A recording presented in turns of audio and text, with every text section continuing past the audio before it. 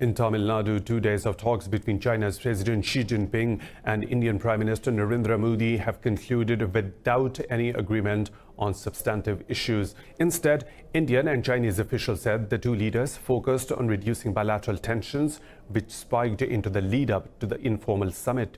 The Indian media had expected Xi to raise the issue of India's revocation of occupied Kashmir special constitutional status on August the 5th. China endorsed Pakistan's position on Kashmir during the visit of Prime Minister Imran Khan to Beijing earlier this week. But Indian Foreign Secretary Vijay Gokhale told reporters that the Kashmir issue was not discussed. He said that Chinese and Indian delegations had prioritized the improvement of trade ties.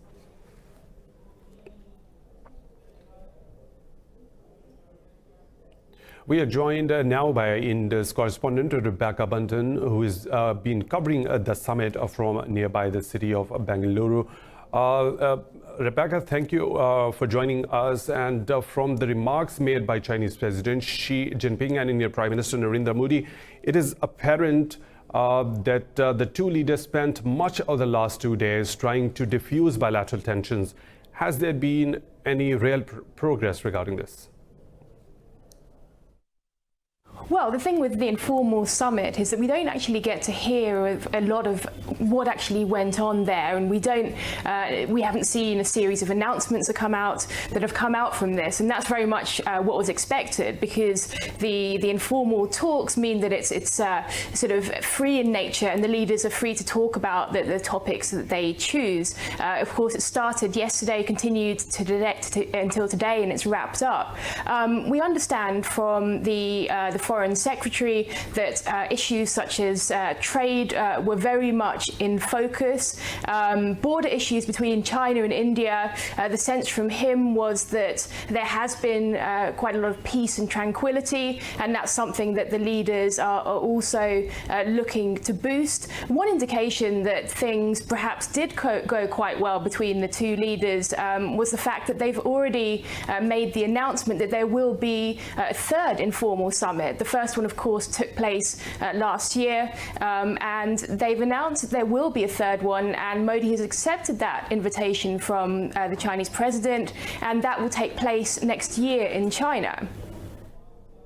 Rebecca, the two leaders were expected to discuss India's revocation of the special constitutional status of Kashmir. Did they discuss that?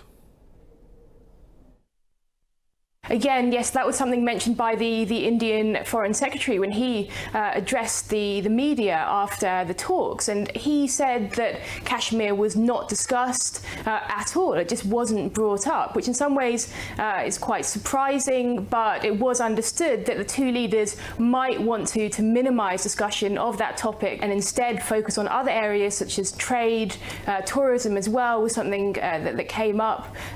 So they really wanted to concentrate on improving these bilateral relations between the two countries and trying to improve economic cooperation and so on. Rebecca, Indian Foreign Secretary Vijay Gokhale has told reporters that Modi and Xi Jinping agreed to measures encouraging balanced trade and investment. Please update us regarding that one as well.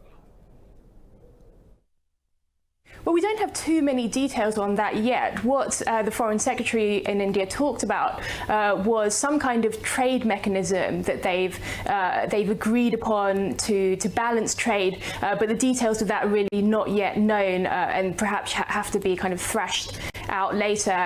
He also mentioned that with these informal summit talks, they tend to set the direction for what's going to happen next and pave the way for things to happen. But he has said there has been this agreement about some kind of trade mechanism, and that's very important to India in particular, given the fact that it is quite concerned about the trade deficit between the two countries, and it's quite worried about the amount of goods coming in into China.